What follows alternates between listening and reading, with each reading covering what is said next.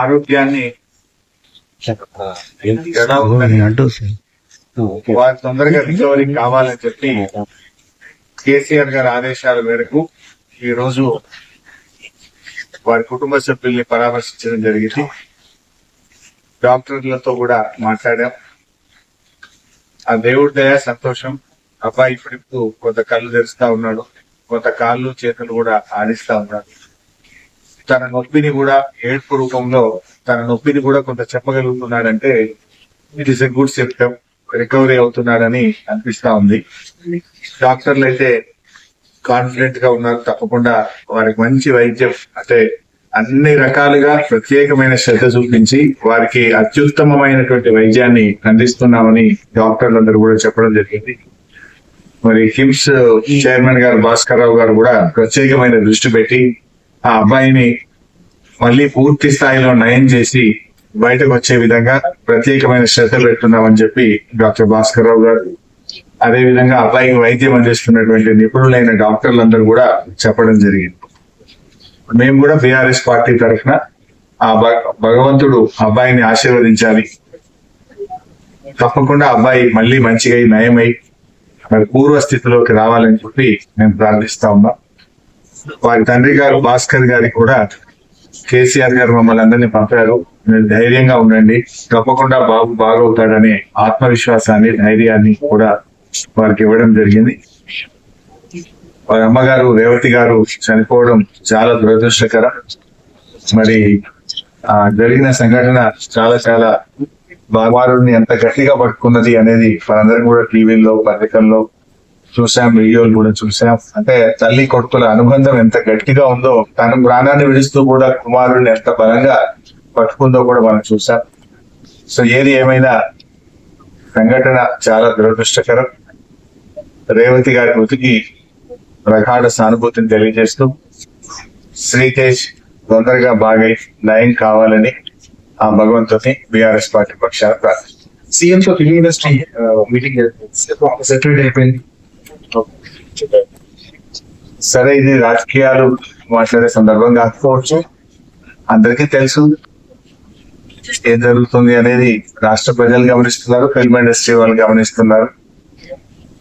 ఏం జరిగినా రాష్ట్రానికి మంచి జరగాలి, భయభ్రాంతులతో కాదు, ప్రేమ అభిమానాల మధ్య జరగాలి. ఏదైనా రాష్ట్రం మంచి కోసం ఆలోచించాలి. బలవంతంగానో భయభ్రాంతుల మధ్య కాకుండా ప్రేమ అభిమానాలతో మంచితనంతో మంచి జరగాలని కోరుకుంటాం. సరే, ఇప్పుడు ఎందుకంటే మేము వచ్చింది ఆసుపత్రి, ఇక్కడ మేము రాజకీయాలు మాట్లాడడం అంత కలుస్తారు సరైన సందర్భం కాదు. We only pray the God Sritej బాగా కావాలి, తొందరగా బయటకు రావాలి. ప్రతిపక్షాలే దీన్ని రాజకీయం చేస్తున్నాయని అధికార పార్టీ ఆరోపణ. సరే, నువ్వు రాజకీయాలు మాట్లాడాలంటే నువ్వు పదే పదే క్వశ్చన్లు రాజకీయమైన క్వశ్చన్లు వేస్తే చెప్తావు బాగుంది. ప్రతిపక్షాలు రాజకీయం చేస్తుందా, ప్రభుత్వం రాజకీయం చేస్తుందా అందరికీ తెలుసు కదా. నేను మాట సింపుల్ గా అడుగుతున్నా. 12 రోజుల తర్వాత కదా ముఖ్యమంత్రి స్పందించింది. యాక్సిడెంట్ జరిగిన తర్వాత శ్రీతేజ్ ను ప్రభుత్వం ఎందుకు స్పందించలేదు? ఒక మంత్రి గారు వచ్చి ఎందుకు పరామర్శించలేదు? 12 రోజుల తర్వాత అసెంబ్లీ వేదికగా నువ్వు మాట్లాడి అప్పుడు కదా నువ్వు స్పందించదు. మరి 12 రోజులు ఎందుకు స్పందించలేదు? ఆ 12 రోజులు ఏమైంది? శ్రీతేజ్ ఎంత ముఖ్యమో రాష్ట్రంలో ప్రతి పౌరుడు కూడా అంతే ముఖ్యం కదా. గురుకులాల్లో 50 మంది విద్యార్థులు చనిపోతే ఒక్క మంత్రిపై పరామర్శించలే. దానికి మంత్రిగా ఉన్న ముఖ్యమంత్రి గారు కూడా ఒక రోజు పరామర్శించలేదు. ఎందుకు వెళ్ళలేదు ముఖ్యమంత్రి గారు? మరి వెళ్ళి ఆ కుటుంబాలకు కూడా ప్రభుత్వం ఆదుకోవాలి కదా. ఆ తల్లిదండ్రులకు కూడా కడుపుపోతాయి కదా. ఆ కడుపుకోతపై గిరిజన విద్యార్థులు, దళిత విద్యార్థులు, బీసీ విద్యార్థులు 50 మంది చనిపోతే ఎందుకు ప్రభుత్వం ఆ రోజు స్పందించలేదు? చట్టం అందరికీ సమానంగానే ఉండాలి కదా.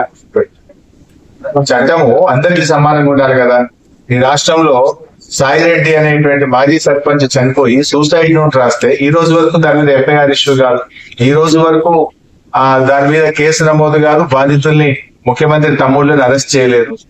నువ్వు చట్టానికి అందరూ సమానమే అన్నావు. ఎస్, కరెక్ట్, ఈ ఫుల్లీ అగ్రీ విత్ యూ. ముఖ్యమంత్రి గారి మాటలతో మేము పూర్తిగా ఏకీభవిస్తున్నాం.